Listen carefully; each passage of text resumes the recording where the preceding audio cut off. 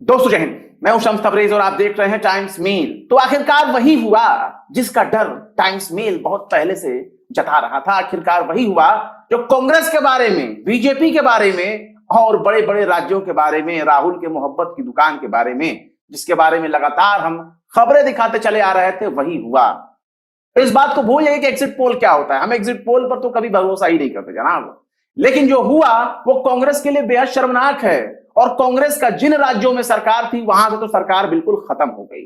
छत्तीसगढ़ और राजस्थान जैसे दो बेहद बड़े अहम सूबे थे जहां कांग्रेस की सरकार थी, अब वहां से भी उसकी मिट्टी पलीत हो गई है।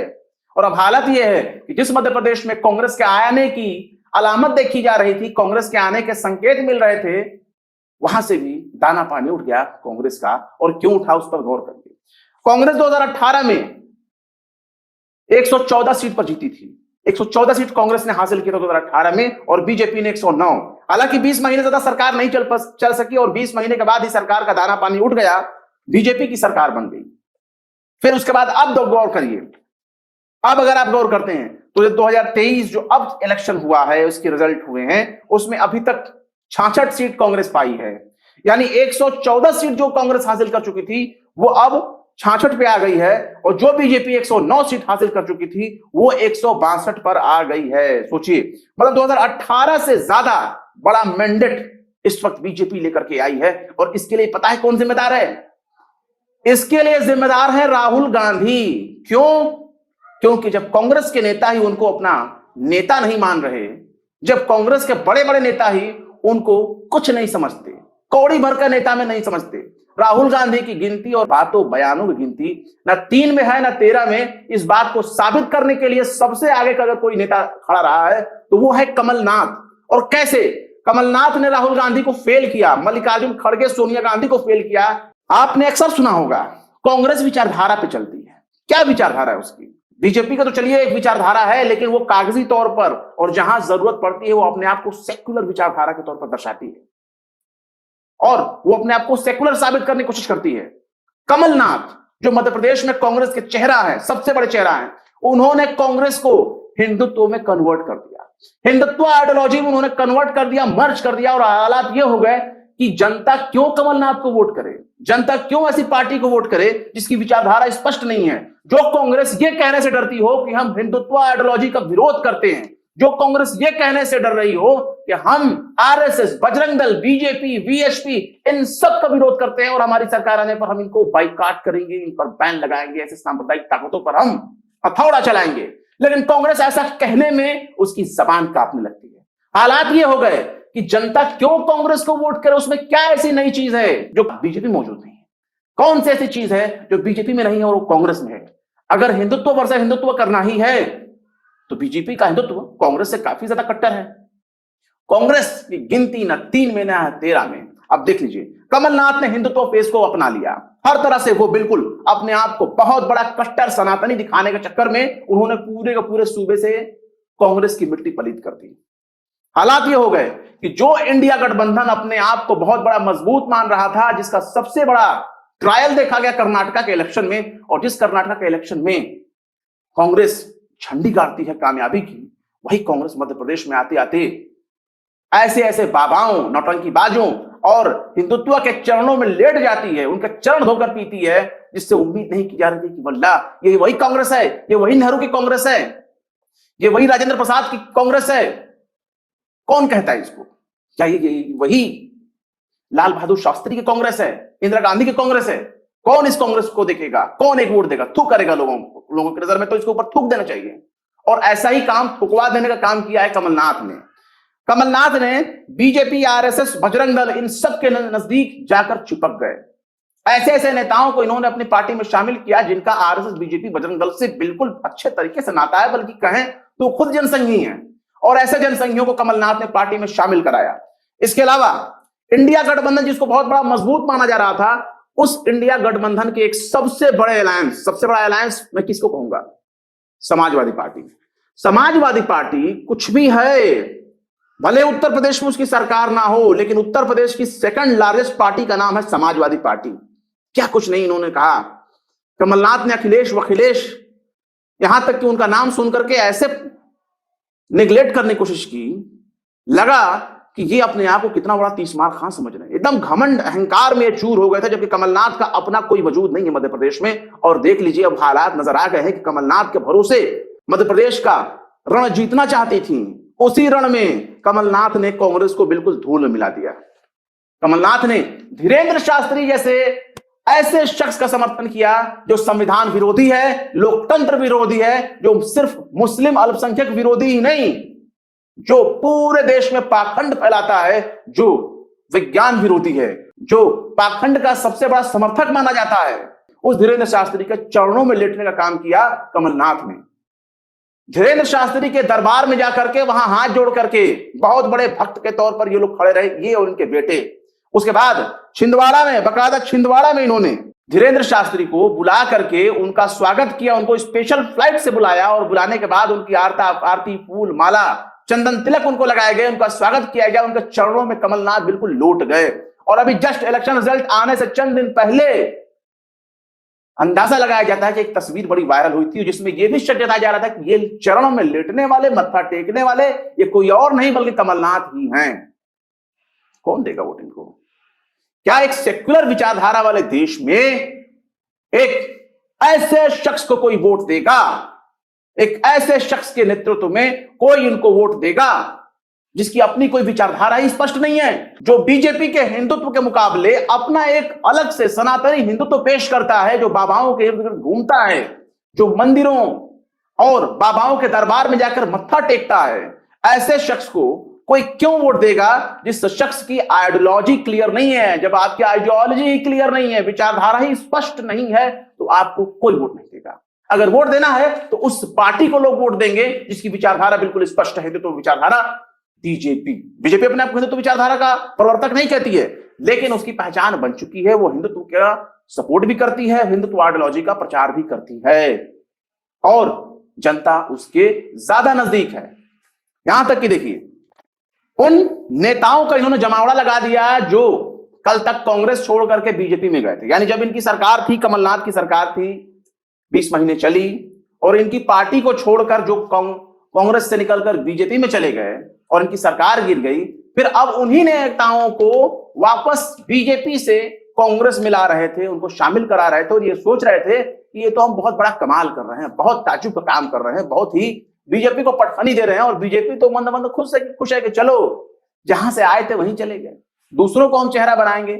और ये दूसरों को चेहरा बनाने वाली जो विचारधारा है बीजेपी की, ये बीजेपी की विचारधारा बहुत सॉलिड है। बीजेपी नए नए चेहरों को लाती रहती है, नए नए लोगों को टिकट देती रहती है, नए नए कार्यकर्ताओं में खुशी देती रहती है, खुशी भरती रहती है। कांग्रेस ऐसा नहीं करती, घूम फिरकर उन्हीं दल बदलू नेताओं को बार बार लाती है। बताइए कौन वोट देगा यार, कौन वोट देगा? जब ये कांग्रेस के नेता बीजेपी में गए थे तो इनके इलाके की जनता ने खूब गालियां दी होंगी, मेरा मानना है खूब गालियां दी होंगी। लेकिन जब वही नेता वापस आ गए तो और भी टोकरी भर भर के इनको गालियां पड़ रही होंगी कि ये देखो ये नेता फिर आ गए। इन पर जनता भरोसा क्यों करे, क्यों कर भरोसा? और हालात ये हो गई कि कांग्रेस की मिट्टी पलीद उठ गई मध्य प्रदेश से। वही हाल आपको गोदी मीडिया के बारे में देखने को मिलेगा। गोदी मीडिया तो पहले ही मोदी जी के चरणों में लेटी हुई थी, बाबा बागेश्वर के दरबार में जमी हुई थी, वो तो पहले ही बीजेपी का घंटा बजाती रही है, हमेशा से आरएसएस बीजेपी वीएसपी का गाना गाती रही है, बीजेपी के एजेंडे पर चलती रही है गोदी मीडिया। गोदी मीडिया जिसके एंकरों का बाइकाट करने के लिए कांग्रेस ने पूरी एक लिस्ट जारी कर दी, बहुत आलोचना हुई इन लोगों की, कैसा नहीं करना चाहिए, ऐसा नहीं करना चाहिए। हम ये नहीं कहते कि उन्होंने गलत किया, लेकिन जो आपने लिस्ट जारी किया, जो फरमान जारी किया, जो अपनी एक विचारधारा स्पष्ट दिखाई आपने, जो अपनी एक संकल्प आपने दिखाया कि हम गोदी मीडिया के फला एंकरों की बाइकआउट करते हैं, उन्हीं एंकरों को बुलाकर ये कमलनाथ इंटरव्यू देते नजर आए। और ज्यादा दिन दूर की बात नहीं है, नवंबर की शुरुआत में ही इसी पिछले महीने कमलनाथ ने नविका कुमार को इंटरव्यू दिया। नविका कुमार को, जिनका चैनल बिल्कुल सांप्रदायिक माना जाता है, जो खुद भी बेहद सांप्रदायिक मानी जाती है, जिन्होंने कांग्रेस पार्टी को चिरकुट कहा था, उसी चिरकुट पार्टी के एक नेता को, सबसे बड़े नेता को, मध्य प्रदेश में सबसे बड़े चेहरे को वो इंटरव्यू लेने जाती हैं। और कमलनाथ नविका कुमार को इंटरव्यू देते हैं, बाकायदा हेलीकॉप्टर में बैठाकर इंटरव्यू देते हैं। तो आप हमें यह बताइए कि जिन नेताओं के बात का भरोसा नहीं है, जिन नेताओं के अपने वादे और दावे का ठिकाना नहीं है, भरोसा नहीं है, जनता उन पर भरोसा क्यों करेगी, किस लिए करेगी? कमलनाथ क्या अपने आला कमान की बात मान रहे थे? क्या कमलनाथ ने 14-15 जो लगभग 14-15 एंकरों का बाइकाट करने का एक लिस्ट जारी किया गया था, क्या कमलनाथ ने फॉलो किया? नविका कुमार को इंटरव्यू क्यों दिया? क्या इस सवाल का जवाब कमलनाथ से कोई कांग्रेस का नेता ले सकता है? मोहब्बत की दुकान छोड़ दिए, मोहब्बत की दुकान बहुत विवादित है। जैसा कि हमने आपको पहले बताया कि कांग्रेस की विचारधारा क्लियर नहीं है। जो कांग्रेस पार्टी 1885 में बनाई गई थी, 2023 आते आते उसकी विचारधारा हिंदुत्व में कन्वर्ट हो चुकी है। वो विचारधारा बिल्कुल आरएसएस के चरणों में लेटी हुई है, जिसके खिलाफ जबान से तो कभी कभार भूल से राहुल गांधी की, वो भी सिर्फ राहुल गांधी के जबान से कभी कभी कांग्रेस के बड़े नेता के तौर पर राहुल गांधी हैं, बल्कि वही कहे कि कांग्रेस के वारिस हैं। अगर राहुल गांधी के जबान से कभी कभार आरएसएस के बारे में जबान से कुछ निकल गया तो काफी बड़ा बवाल होता है। लेकिन क्या आरएसएस से कांग्रेस पार्टी ने अपनी दूरी बनाई? आरएसएस के बहुत बड़े समर्थक दिखाने के लिए कांग्रेस ने कोई कमी नहीं छोड़ी, हर कमी को आजमा लिया। कमलनाथ ने अपने आप को कट्टर हिंदुत्व समर्थक दिखाने के लिए, अपने आप को कट्टर सनातनी दिखाने के लिए 6 जून को बजरंग सेना को अपनी पार्टी में विलय करा दिया। बजरंग सेना कौन है? बजरंग सेना का भी अपना एक वजूद है। ये एक राइट विंग पार्टी के तौर पर देखी जाती है, हिंदुत्व पार्टी के तौर पर, और एक हिंदुत्ववादी विचारधारा वाली पार्टी को कांग्रेस ने अपने अंदर समेट लिया। कैसे हो सकता है? जब एक बड़ी पार्टी कल तक विचारधारा की लाई बताती थी, आज 2023 के जब चुनाव में जब ये हालत देखी गई तो इन्होंने किस तरह से क्या काम किया? इन्होंने खुद को हिंदू दिखाने का चक्कर में पूरे सूबे में अपनी लुटिया डुबो दी। पूरे सूबा ही नहीं बल्कि पूरे देश में मानिए कि इनकी लुटिया डूब कर रहेगी अगर कांग्रेस अभी भी अपनी विचारधारा पर वापस नहीं लौटती। अगर कांग्रेस पार्टी सोचती है कि अगर वो हिंदुत्व आइडियोलॉजी का विरोध करेगी तो जनता उसको वोट नहीं करेगी। ये कांग्रेस पार्टी की मानसिकता है और कांग्रेस पार्टी यही सोचती है। और कांग्रेस पार्टी जब तक इस चीज को क्लियर नहीं करेगी कि हम हिंदुत्व का विरोध करते हैं, हिंदू धर्म अलग है, हिंदुत्व विरोध अलग है चीज है, हिंदुत्व की बात करिए। हिंदुत्व उस कट्टरवादी सोच का नतीजा है जिसने गांधी को गोली मारी, जिसने देश में दंगे कराए, जो आज भी मौका दर मौका आपको प्रदेश के किसी न किसी इलाके में रैलियां निकालते, पत्थरबाजी करते, आगजनी करते, गोली बंदूक चलाते, बमबाजी करते नजर आ जाएगी। क्या कांग्रेस पार्टी उस आइडियोलॉजी का विरोध कर सकती है जो आरएसएस संघ गोडसे सावरकर की विचारधारा मानी जाती है? नहीं बोल सकती कांग्रेस। डर है इनको कि हिंदू इनको वोट नहीं देगा। जब आप देश के सबसे बड़ी आबादी हिंदुओं पर आप यकीन नहीं कर रहे हैं, आपको कम से कम हिंदुओं पर तो यकीन करना चाहिए कि हमारे देश का हिंदू सेक्युलर है, वो सेक्युलर बने रहना चाहता है और हिंदू चाहता है कि बीजेपी के बदले एक ऐसी पार्टी निकले जिसकी विचारधारा स्पष्ट हो। तो ऐसे दौर में राहुल गांधी को अपनी विचारधारा स्पष्ट करनी चाहिए। मोहब्बत की दुकान करते करते कुछ नहीं होगा।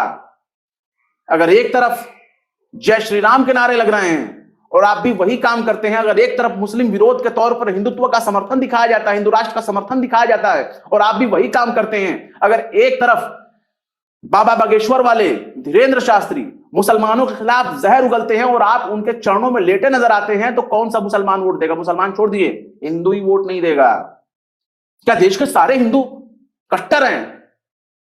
नहीं जनाब, इस देश का हिंदू सबसे बड़ी आबादी में सेक्युलर है, धर्मनिरपेक्ष है।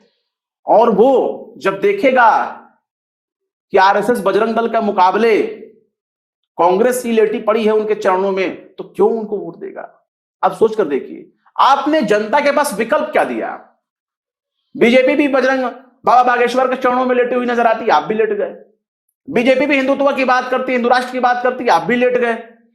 बीजेपी और बीजेपी के नेता मुसलमानों के खिलाफ जहर उगलते हैं तो आप भी जहर उगलने वालों के चरणों में लेटे पड़े हैं। क्यों देगा कोई वोट आपको जब आपकी विचारधारा क्लियर नहीं है? दूसरी बात यह है कि जहां जहां सांप्रदायिक माहौल देखे गए वहां वहां कांग्रेस बिल्कुल खामोश रही। जब एक क्रांति से निकली पार्टी, जिसको आंदोलन वाली पार्टी कहा जाता है, जिसके बड़े बड़े नेता जेल गए अंग्रेजों से लड़ते हुए, देश की आजादी के लिए जिन लोगों ने अपनी जिंदगी कुर्बान कर दी, उस पार्टी के नेता अगर घर में दुबक कर बैठते हैं, सांप्रदायिक हिंसा होने पर, सांप्रदायिक घटनाएं होने पर बुलडोजर लगा लगा करके एक खास समुदाय, अल्पसंख्यक समुदाय के घरों को उजाड़ दिया गया। कितने कांग्रेस के नेता सड़क से लेकर संसद तक प्रदर्शन कर रहे थे? कितने नेता मॉब लिंचिंग की घटनाओं पर मुसलमानों के साथ खड़े नजर आए? हिंदू तो खड़ा नजर आ जाएगा, ये नजर नहीं आ रहे थे। एक आम इंसान इस घटना की आलोचना कर सकता था, लेकिन कांग्रेस ने कितनी आलोचना की, कितनी बार वो सड़क से लेकर संसद तक प्रोटेस्ट किए, कितने पुलिस के लाठी डंडे इन्होंने खाए? नहीं खाना इन्होंने।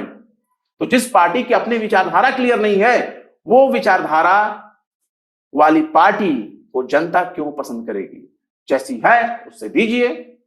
शिवराज की छवि तो एक विकासवादी नेता के तौर पर इस 10-15 साल के दौरान देखी गई है। उनकी कई योजनाएं थी और उन योजनाओं के बदले में कांग्रेस ने नो डाउट बहुत सी योजनाएं लाई। लेकिन सवाल यह है कि जहां जहां आपकी पार्टी की सरकार पहले से मौजूद है, क्या वहां वहां आपने उस तरह की योजनाओं को इंप्लीमेंट किया? राहुल गांधी पूरे देश में घूम घूम कर मोहब्बत की दुकान खोल रहे थे, लेकिन क्या उनके नेता मोहब्बत की दुकान का हिस्सा बनना चाहते थे? नहीं, वो सांप्रदायिक एजेंडे की तरफ जा रहे थे। बीजेपी का मुकाबला करने के लिए खुद को आरएसएस और बजरंग दल बीजेपी हिंदुत्व के ज्यादा करीब दिखाने की कोशिश कर रहे थे, और आज यही विचारधारा उनको ले डूबा। जो कांग्रेस पार्टी किसी बात को कहने में संकोच रही है, उस पार्टी को कोई क्यों वोट देगा? ऐसी कमजोर और बुज़दिल पार्टी को कोई वोट क्यों देगा? जो पार्टी एक बड़े नेता को बाइकाट कर सकती है। अखिलेश यादव कोई छोटे मोटे नेता नहीं थे। उत्तर प्रदेश के चुनाव में अगर इन्होंने 2024 के इलेक्शन में, लोकसभा चुनाव में अगर इन्होंने अखिलेश यादव को अपने साथ नहीं लिया, तो इनकी लुटिया डूब जाएगी। फिर उनको 2024 नहीं 2029 की तैयारी करनी पड़ेगी, और ऐसा हाल रहा तो फिर ये कभी नहीं आएंगे, इनका सुपड़ा साफ हो जाएगा। इतना घमंड अच्छा नहीं होता। कांग्रेस बहुत अहंकार में जी रही थी और बीजेपी ने इनके अहंकार को खत्म कर दिया और इनके अहंकार को चूल्हे में झोंक दिया। और इस बात को एक्सेप्ट करिए, अगर कांग्रेस आगे बढ़ना चाहती है तो अपनी विचारधारा को क्लियर करना होगा कि उसकी असल विचारधारा क्या है और क्या वो अपनी विचारधारा पर कायम है। ऐसे नेताओं को चुन चुनकर उनको बाहर करना पड़ेगा जो अपने आप को कट्टर सनातनी, कट्टर हिंदुत्ववादी दिखाने की कोशिश करते हैं। भारत में आगे वही राज करेगा जिसकी विचारधारा स्पष्ट रहेगी, चाहे लेफ्ट हो या राइट, चाहे दाएं हो या बाएं, चाहे प्रो हो या सेक्युलर, उसको अपनी विचारधारा स्पष्ट करनी पड़ेगी। बीच वाले रास्ते को कोई भी नहीं पसंद करता। जिसकी विचारधारा क्लियर, जनता उसको वोट करेगी। और इतना तो साफ हो गया कि कांग्रेस मुसलमानों को खुद से दूर कर चुकी है, और आगे चलकर जो हिंदुओं का बड़ा तबका है वो भी कांग्रेस से दूर हो चुका है, सिर्फ और सिर्फ इसलिए क्योंकि इनकी विचारधारा स्पष्ट नहीं है। फिलहाल क्या कहेंगे आज के इस एनालिसिस के बारे में? अपनी राय कमेंट बॉक्स में जरूर बताएं। फिर मिलते हैं किसी और वीडियो में एक नई खबर के साथ। शम्स तबरेज को दीजिए इजाजत। जय हिंद। तो देख लिया आपने हमारे इस वीडियो को। हमें उम्मीद है कि आपने हमारे वीडियो को लाइक किया होगा और दूसरों को भी शेयर किया होगा। अगर अभी तक आपने हमारे चैनल टाइम्स मेल को सब्सक्राइब नहीं किया है तो जल्दी से सब्सक्राइब कर दें और बेल आइकन भी प्रेस कर दें।